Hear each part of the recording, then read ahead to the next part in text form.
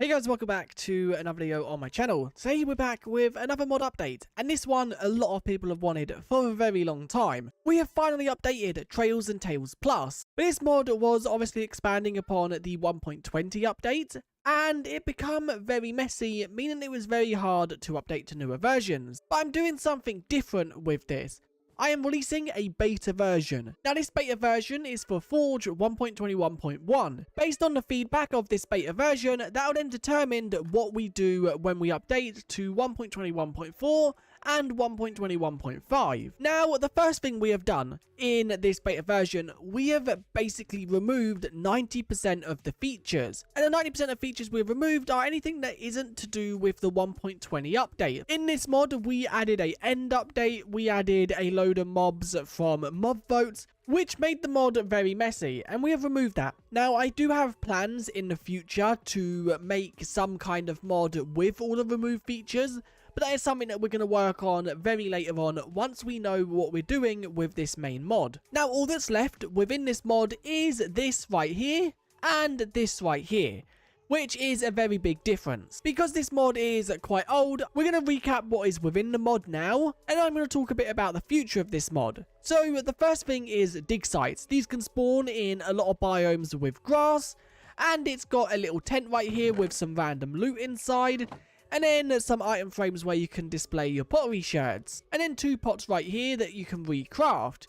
There is then also the hole, which has suspicious dirt inside, which you can see right here, and suspicious dirt is just scattered around. Now, you can also craft a diamond brush. Diamond brushes just have a little bit more durability than the normal ones, and it's crafted like so.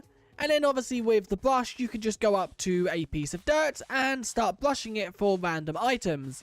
This one, I got a lead, and from this one, we got a new smithing template, and that is the lost armor trim. That can be gotten from suspicious dirt. There is also a chance it can spawn within this chest. Now, there is also a lot of new pottery shards within this, so let me quickly just craft all these up and turn them into pots so you can get a better look at what they look like. This decorated pot right here has the creeper, the wings, the pigling, and the wall, and if we quickly just look at it, you can see what all of them looks like. There are some pretty cool ones. A lot of them are based on the banner patterns. We then have on this one soul, spores, tuff, and cube. The spores, the soul, and then the tuff. Then on this one we have the mojang, the silence, the puzzle, and the plane, which I think I really do like the plain one. It's just the decorated pot with the pattern at the top, unlike the normal decorated pots that don't have that pattern. And you also have the warden. And on this final one is flower and cherry. So you have the cherry, and then you also have the flower. These decorated pots can just be gotten from dig sites, as well as suspicious sniffers, which I'll talk a bit more about later. We then did also add white cherry into this update, which you can see right here. It follows the same as normal cherry, but it has white cherry leaves instead,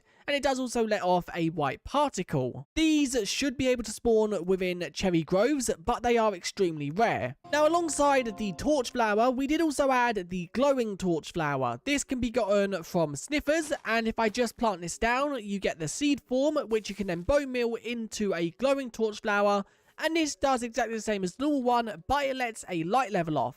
It gives off a light level of about 15. The next thing is layers of certain dirt blocks. You have a dirt layer, you have a coarse dirt, rooted dirt, mud, and clay. And these can be piled up into a full block, with 4 of them taking up a full block. And they're just used for decoration, so you can place them down to add more depth to your landscape. The next thing is the picture block set, and this is based on this part of the picture pod. It's crafted with 1 picture pod and then 8 bamboo, and that gets you 8 picture blocks. These can obviously be used for decoration, or you can turn them into slabs to once again have a bit more depth. The next thing we're going to cover is petals, but in every colour form. So the pink petals that spawn in cherry groves have now been expanded to every single colour in Minecraft. And these are just gotten from 1 dye and 1 pink petal. And you can see all the variants right here. They are definitely useful within builds. Now, we also have the cherry vines. This is a new block, which is a vine block, and it's basically themed upon cherry leaves. It works just like normal vines, where it can be placed on the side of blocks, under blocks, and the top of blocks. And it's crafted with 1 cherry leaf. Then we have the loomberry vine. This can be gotten from sniffers digging, and this is just themed on the leaked vine, but it never made its way into the final version. This can grow or can be bone mealed to get some berries as well, which you can eat for a food source. Now there is also a lot more suspicious blocks in this, but currently a lot of these are unused while we rework some of the systems. So the suspicious clay, suspicious moss, and suspicious tuff. Currently these are just a creative mode item, but you can brush these or give them loot tables if you would like. One thing we are planning to do is we are planning to integrate these back within the mod and possibly give them some texture updates and things like that. We then also make a change to sniffer eggs, where you can click honeycomb on these to stop them from aging. So if I just click a honeycomb on this one, it will wax it and turn it into a hollowed sniffer egg, basically a sniffer egg with no sniffler inside, meaning that I can use this for decoration and it will never hatch into a sniffer. Coming to the final few things, we have the ancient script. This can be gotten from dig sites, and when applying this to items inside of anvils, it resets their XP cost. So if you have something that's too expensive, applying this to it will reset that.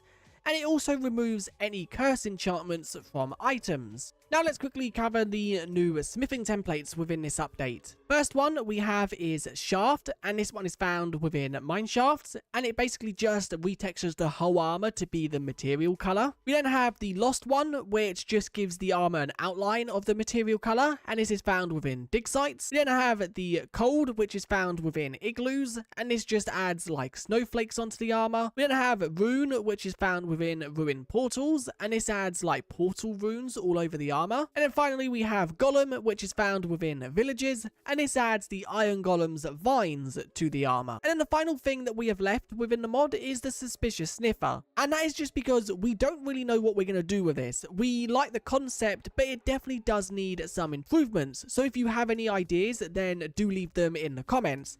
And we do not want to merge it with the normal sniffer because that causes a lot of issues. Now the suspicious sniffer, when placed down, it's a bit smaller than the other sniffer, but this will place down suspicious moss. So it will dig like the normal one, but it will place down suspicious moss, which you can then dig for certain items. But one cool thing about this sniffer is it can be dyed. So if we quickly just grab some dye, let's just grab maybe yellow, let's grab pink, let's grab black, let's grab blue, and let's also grab white. So if you click dye on the suspicious sniffer, it will dye the main coat. If you crouch and click, so if I crouch and click dye, it will dye the base color.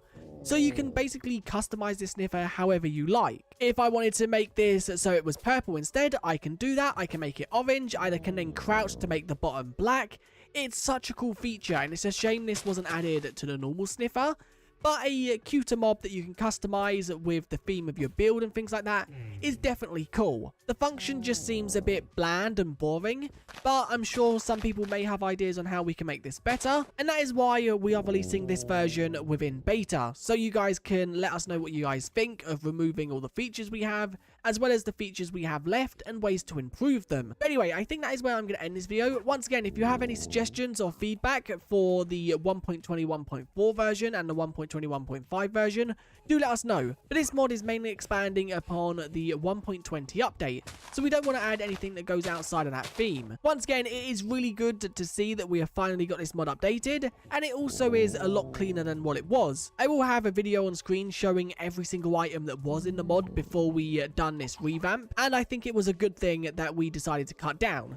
Now, as for all the removed items, we do plan to release them within their own mod or a improved mod, but that will be in the future once we have this version released out of beta and also updated to newer versions, as we could still add some of the removed features to this mod. But anyway, if you enjoyed, do like and subscribe, and I guess I'll see you guys in the next one. Bye!